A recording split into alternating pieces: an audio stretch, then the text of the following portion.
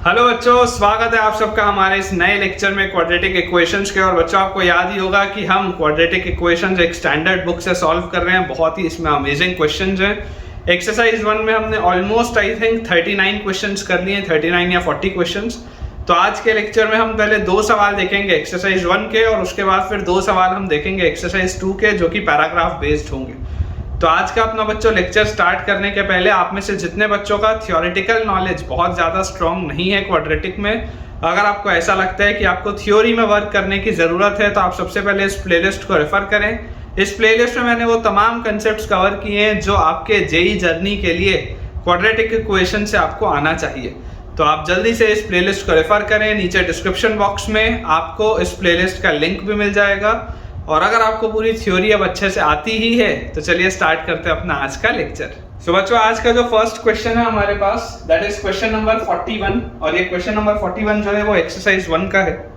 इसमें हमारे पास दिया हुआ है कि alpha beta gamma are the roots of the equation. हमारे पास एक इक्वेशन है x cube plus x square multiplied by 3 sin theta, x cube plus x square multiplied by 3 sin theta plus 4x cos theta plus 4x cos theta minus 1 is equal to 0। ये हमारे पास दिया हुआ है, जहां पर हमें बोला जा रहा है कि थीटा एक रियल नंबर को बिलोंग करता है, theta belongs to a real number. तो आपको मैक्सिमम वैल्यू बतानी है 1 minus alpha into 1 minus beta into 1 minus gamma की। इसकी मैक्सिमम वैल्यू क्या होगी हमको ये बताना है, ठीक है। हमें इसकी मैक्सिमम वैल्यू बताना है। अब इसमें एक ऑब्जर्वेशन है बच्चों जो आपको पता होना चाहिए। सबसे जो इंपॉर्टेंट चीज है जो आपको जानकारी में होना चाहिए वो क्या है कि अगर इस क्यूबिक इक्वेशन के आपको रूट्स बोले जा रहे हैं अल्फा बीटा और गामा, तो हम बहुत आसानी से इस क्यूबिक इक्वेशन को हम फैक्टराइज करके लिख सकते हैं x minus alpha into x minus beta into x minus gamma. हम इसे फैक्टराइज करके ऐसे लिख सकते हैं। ये लिखने से हमको फायदा क्या होगा, देखो यहाँ पर भी x क्यूब का कोफिशिएंट 1 है, इसको भी जब आप तीनों को मल्टीप्लाई करेंगे तो x क्यूब का कोफिशिएंट आपके पास 1 आएगा। अगर मैं बोलता हूँ कि ये दोनों इक्वेशन सेम है, बेसिकली जब इसको आप मल्टीप्लाई करके सॉल्व करेंगे तो यही तो आपके पास आना चाहिए, x square times 3 sin theta plus x times हमारे पास आएगा 4 cos थीटा और माइनस 1। बेसिकली यही तो हमारे पास लिखा है, ये जो चीज लिखी। अब आप जरा सोच के देखिए कि इन दोनों में कॉमन क्या है। अगर आप सिर्फ x की जगह 1 रख दें तो मेरा काम चल जाएगा। अगर मैं आपको बोलता हूं कि पुट x इक्वल टू 1, तो जैसे ही बच्चों आप x की जगह 1 रखेंगे आपके पास खट से मिलेगा 1 minus alpha into 1 minus beta into 1 minus gamma is equal to 1 plus 3 sin theta plus 4 cos theta 1 रखते ही और माइनस 1 प्लस 1 गया, तो इसकी वैल्यू हमारे पास आ जाती है 3 sin theta plus 4 cos theta. आपको इस पूरे की बच्चों क्या बताना है, मैक्सिमम वैल्यू बतानी। मुझे इस पूरी चीज की क्या बतानी है, मैक्सिमम वैल्यू बतानी। अब यार आपको ये बात पता ही है कि a sin theta plus b cos theta की मैक्सिमम वैल्यू क्या होती है। इसकी मैक्सिमम वैल्यू होती है under root of a square plus b square, मतलब under root of 3 square plus 4 square. ये चीज ऑलरेडी ट्रिग्नोमेट्री में मैंने कवर की हुई है, तो आप बच्चों प्लेलिस्ट में जाके देख सकते हैं। तो ये हमारे पास आ जाएगा 5। इसका मतलब कि ये जो आपके पास एक्सप्रेशन दिया है 1 minus alpha into 1 minus beta into 1 minus gamma, इसकी जो मैक्सिमम वैल्यू आनी चाहिए वो होनी चाहिए 5। देख लेते हैं एक बार क्वेश्चन नंबर 41। तो बच्चों अपन ने जो सॉल्व किया है बिल्कुल सही है, डी ऑप्शन में 5 हमारे पास लिखा हुआ है, which is the right answer. अगला बच्चों सवाल अपने पास दिया हुआ है क्वेश्चन नंबर 42। ये एक्सरसाइज 1 का हम लास्ट क्वेश्चन करेंगे। ऐसे तो इसमें 50 क्वेश्चन हैं टोटल, लेकिन मैं 42nd क्वेश्चन को लास्ट रखूंगा। इन केस आपको कोई और डाउट रहता है एक्सरसाइज 1 में तो आप कमेंट से मुझसे पूछ सकते हैं। हमारे पास बच्चों दिया हुआ है इफ द इक्वेशंस, इस तरीके का हमने सवाल पहले सॉल्व किया हुआ है। If the equations 2ax square minus 3bx plus 4c, if the equations 2ax square minus 3bx plus 4c equal to 0 and 3x square minus 4x plus 5 is equal to 0 and 3x square minus 4x plus 5 is equal to 0 have a common root। तो आपको बच्चों value बतानी है a plus b divided by b plus c। अगर इनमें एक root common है, मतलब इसका भी एक रूट अल्फा है तो इसका भी एक रूट अल्फा है, आपको ऐसा बोला जा रहा है। They have a common root. तो आपको a plus b by b plus c की वैल्यू बतानी है कि इसकी वैल्यू किसके बराबर होगी। और हमें यहाँ पर दिया हुआ है कि ABC जो है वो रियल नंबर्स है एक्सेप्ट जीरो, मतलब एबीसी कोई भी रियल नंबर हो सकता है जीरो के अलावा। ये हमारे पास सवाल है। अब अगर आप बच्चों ध्यान से इसको ऑब्जर्व करेंगे इस सवाल को, तो यहाँ से हमें क्या चीज समझ में आती है। मैंने आपको कॉमन रूट के सवाल में एक चीज ध्यान में हमेशा रखने बोला है कि जो इक्वेशन में सारी चीजें आपको पता होती हैं, जैसे ये वाले इक्वेशन में तो आपको एबीसी नहीं पता, अननोन है एबीसी, लेकिन यहाँ पर आपके पास एक्स स्क्वायर एक्स और कांस्टेंट टर्म सब पता है, तो आप इसका डिस्क्रिमिनेंट निकाल के देखो। अगर आप इसका डिस्क्रिमिनेंट देखोगे तो बी स्क्वायर 16 माइनस 4ac, यार इसका डिस्क्रिमिनेंट तो लेस देन 0 आ रहा है। अब अगर बच्चों इसका d लेस देन 0 आ रहा है, इसका मतलब इसके जो रूट्स होंगे, क्योंकि इसके कोफिशिएंट्स रियल है, ये चीज मैंने आपको बहुत बार बताई है अभी तक एक्सरसाइज 1 में, इसको आप थ्योरी में देखिए। अगर कोफिशिएंट्स रियल हैं, इसका मतलब जो रूट्स होंगे वो एक दूसरे के कॉम्प्लेक्स कॉन्जुगेट होंगे। जो रूट्स होंगे वो कॉम्प्लेक्स रूट्स होंगे, इमेजिनरी रूट्स होंगे, और इमेजिनरी रूट्स हमेशा कॉन्जुगेट पेयर में अकर करते हैं। तो अगर इसका एक रूट अल्फा और दूसरा रूट बीटा है, तो ये बात 100% श्योर हो जाती है कि इसका भी दूसरा रूट बीटा ही होगा। ये कंसेप्ट होता है, क्योंकि एबीसी आपको रियल नंबर्स बोले जा रहे हैं, मतलब इसके भी जो सारे कोफिशिएंट्स हैं, ये देखिए जो 2a है, -3b है और 4c है, ये सारे जो कोफिशिएंट्स है वो क्या है, रियल है। तो अगर रियल कोफिशिएंट्स है तो उसके भी दोनों रूट्स फिर क्या हो जाएंगे, कॉन्जुगेट हो जाएंगे। ठीक है, क्योंकि इमेजिनरी रूट्स हमेशा ही कॉन्जुगेट पेयर के रूप में अकर करते हैं, ये बात आपको याद होनी चाहिए अगर कोफिशिएंट्स रियल होंगे तो। अब अगर ये चीज हमारे पास आती है तो क्लियरली आप यहाँ पर देख सकते हैं, clearly both roots are common, clearly both roots are common, clearly हमको दिखाई दे रहा है कि दोनों ही रूट्स इसके कॉमन है। अब अगर बच्चों इसके दोनों ही रूट्स कॉमन है, इसका मतलब क्या है, इसका मतलब ये हमारे पास आ जाता है कि ये दोनों रूट्स सेम होंगे, दोनों इक्वेशन सेम होंगे, तो रेशियो सेम होंगे। 2a/3 will be equal to -3b/-4 will be equal to -3b/-4 will be equal to 4c/5। ये हमारे पास चीज आएगी। इस पूरे को हम किसी k के अगर बराबर बोल दें तो a की वैल्यू हमारे पास आ जाएगी 3k/2। शायद ये सवाल रिपीटेड है, मुझे ऐसा लग रहा है शायद, लेकिन कोई बात नहीं, अपने पास दिया हुआ था तो अपन कर लेते हैं। a की वैल्यू आएगी 3k/2, b की वैल्यू हमारे पास आएगी 4k/3, क्योंकि ये माइनस इस माइनस से कैंसिल आउट हो जाएगा, और c की वैल्यू हमारे पास आ जाएगी 5k/4। ये हमारे पास चीज आती है। जैसी बच्चों ये चीज हमारे पास आती है तो a + b/b+c हमको निकालना है। तो a is 3k/2 plus b is 4k/3 divided by b plus c, तो 4k/3 प्लस c की जगह हमारे पास आ जाएगा 5k/4।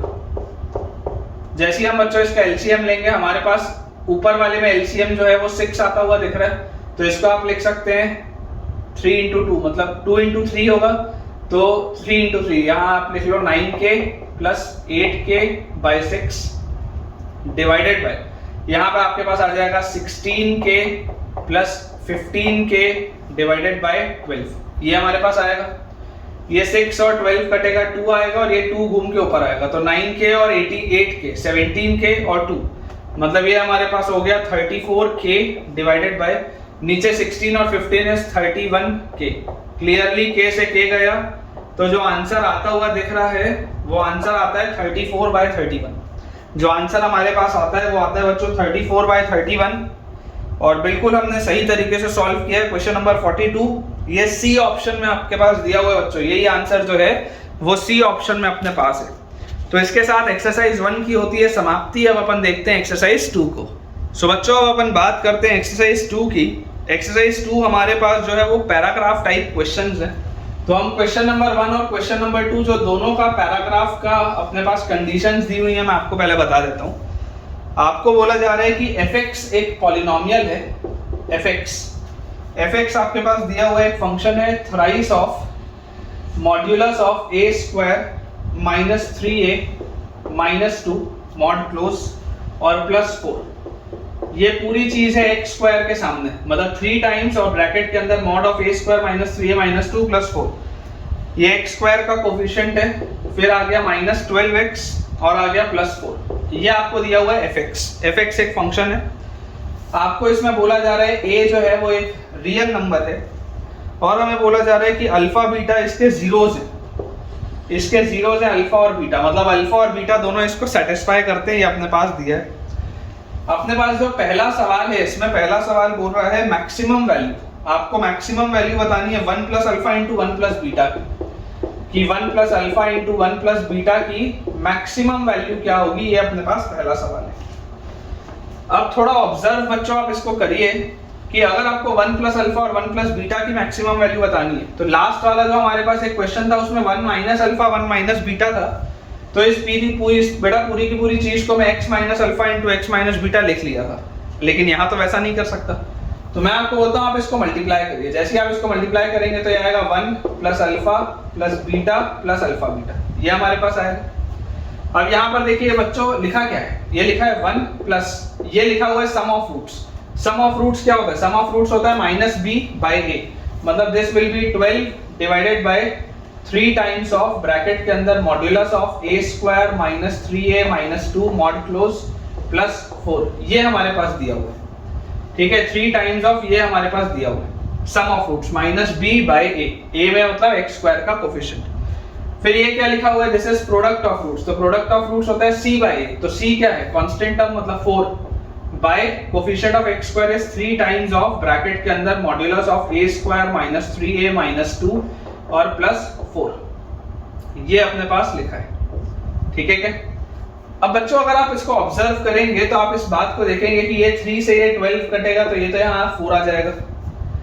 अब जो हमारे पास चीज लिखी है, आपको क्या बोला जा रहा है, आपको बोला जा रहा है कि आपको इस पूरे की मैक्सिमम वैल्यू बतानी है, आपको इस पूरे की मैक्सिमम वैल्यू बतानी है। अब अगर आपको इस पूरे की बच्चों मैक्सिमम वैल्यू बतानी है तो आप थोड़ा अपना दिमाग लगाइए और सोचिए कि यार मुझे अगर इसकी मैक्सिमम वैल्यू बतानी है तो यार ये तो एक कांस्टेंट टर्म है, इसके साथ तो मैं कोई छेड़छाड़ नहीं कर सकता।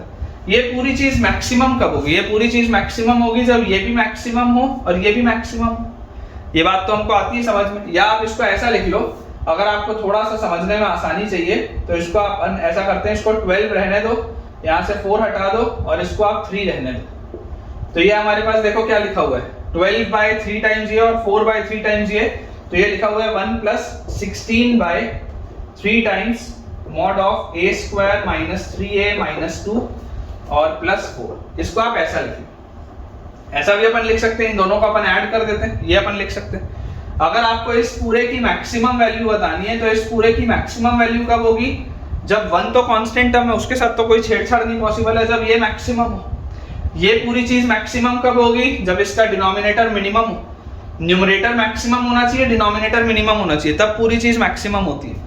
तो अगर डिनोमिनेटर आपको मिनिमम चाहिए तो आप जरा सोच के बताओ, ये जो मॉड्यूलस वैल्यू दी हुई, ये मॉड्यूलस वैल्यू मिनिमम क्या होगी, ये जो मॉड्यूलस हमारे पास बच्चों वैल्यू दी हुई है ये मिनिमम क्या होगी। तो यार ये वाली मॉड्यूलस का अगर आपको मिनिमम निकालना हो, अपन यहाँ पर कर लेते हैं a square minus 3a minus 2, ये हमारे पास एक फंक्शन दिया हुआ है। आप जरा बच्चों सोच के देखिएगा, क्लियरली आपके पास इसके जो रूट्स आएंगे, इसके रूट्स बहुत अच्छे तो आएंगे नहीं, है ना। ऐसा तो है नहीं कि इसके रूट्स बहुत अच्छे आ जाएंगे, बहुत अच्छे रूट्स नहीं आएंगे, थोड़े से कॉम्प्लिकेटेड इसके रूट्स आएंगे। लेकिन मुझे एक चीज पता है, मुझे इसमें देखिए क्या पता है, जैसे आप b स्क्वायर माइनस 4ac करेंगे तो b स्क्वायर माइनस 4ac करते इसके रूट्स आएंगे तो रियल। हमको बच्चों यहाँ से दिखाई देता है कि क्योंकि इसके रूट्स रियल आ रहे हैं, इसका डिस्क्रिमिनेंट ग्रेटर देन 0, इसका मतलब ये कुछ इस तरीके का कर्व होगा। सिर्फ इसका ये वाला जो मैंने क्वाड्रेटिक लिखा है, सिर्फ इसका जो कर्व होगा वो कुछ इस पैटर्न का कर्व होना चाहिए। तो आप जरा सोच के देखिए, अब इसके आगे बेटा मॉड लग गया, जैसे ही इसके आगे मॉड लग गया तो ये कंसेप्ट मैंने आपको सिखाया है थ्योरी में कि जैसे ही आप इसका मॉड लगाएंगे तो ये जो ग्राफ है, ये ग्राफ शिफ्ट हो जाएगा ऊपर। जो पहले आपको ये हिस्सा नीचे दिख रहा था वो शिफ्ट हो जाएगा ऊपर, क्योंकि मॉड लगते ही सारी चीज पॉजिटिव हो जाती है। तो नेगेटिव में आपको कुछ नहीं मिल सकता, मॉड लगते ही सारी चीज पॉजिटिव हो जाती है। तो क्लियरली मुझे दिखाई दे रहा है कि इसकी मिनिमम क्या आ रही है वैल्यू, इसकी मिनिमम वैल्यू तो 0 आ रही है, अदरवाइज तो ये हमेशा ही पॉजिटिव होगा। और हम ऐसे भी जानते हैं कि मॉड्यूलस फंक्शन इज ऑलवेज 0 या positive, modulus function is always non negative. आप ऐसा बोल सकते हैं कि मॉड्यूलस फंक्शन कभी नेगेटिव नहीं होता, it is always non negative. तो यहाँ से आपको दिखाई दे रहा है कि अगर आपको ये मैक्सिमम चाहिए तो ये मिनिमम चाहिए, तो मिनिमम में इस पूरे की वैल्यू क्या आ जाएगी 0, और जैसे इसकी आप वैल्यू 0 करेंगे तो ये खत्म हो जाएगा। तो ये आपके पास आ जाएगा 1 प्लस 16 बाय, ये खत्म हो गया तो 3 into 4 is 12, 4 4 4 3 तो यहाँ से 3 plus 4 7 by 3, 7 by 3 आ रहा है यार इसका आंसर। एक बार चेक कर लेते हैं फर्स्ट वाले को, तो बिल्कुल सही है बच्चों, बी ऑप्शन में दिया हुआ है। क्वेश्चन नंबर 1 के बी ऑप्शन में हमारे पास 7/3 लिखा है, which is the right answer. So बच्चों आज का लेक्चर का जो लास्ट सवाल है इसी का वो सेकंड पार्ट है। सेकंड पार्ट में हमारे पास दिया हुआ है कि if the maximum value of fx is ga, मतलब fx की जो मैक्सिमम वैल्यू है, fx की मैक्सिमम वैल्यू है ga, fx की मैक्सिमम वैल्यू है ga for 0 less than equal to x less than equal to 2, मतलब जब x का वेरिएशन 0 से 2 में होगा, जब x का वेरिएशन 0 से 2 में होगा तो fx की मैक्सिमम वैल्यू क्या आएगी, ga आएगी। ठीक है, fx की मैक्सिमम वैल्यू इज ga। तो आपसे पूछ रहे हैं then the minimum value of ga क्या होगा, ga की मिनिमम वैल्यू क्या होगी, ये अपने पास सवाल है। थोड़ा सा कॉम्प्लिकेटेड है, थोड़ा सा बच्चों को ये समझने में प्रॉब्लम आती है, लेकिन मैं आपको इसको आसान भाषा में समझाता हूँ। आप इस बात को समझ के चलिए कि देखिए ये आपके पास fx लिखा हुआ है, ठीक है, ये fx लिखा है। क्लियरली मुझे एक चीज समझ में आ रही है कि ये मॉड वाली चीज तो पॉजिटिव होगी, ये 4b प्लस ऐड हो रहा है तो ये पूरी चीज पॉजिटिव है, मतलब x स्क्वायर का कोफिशिएंट पॉजिटिव है, ये बात तो श्योर है।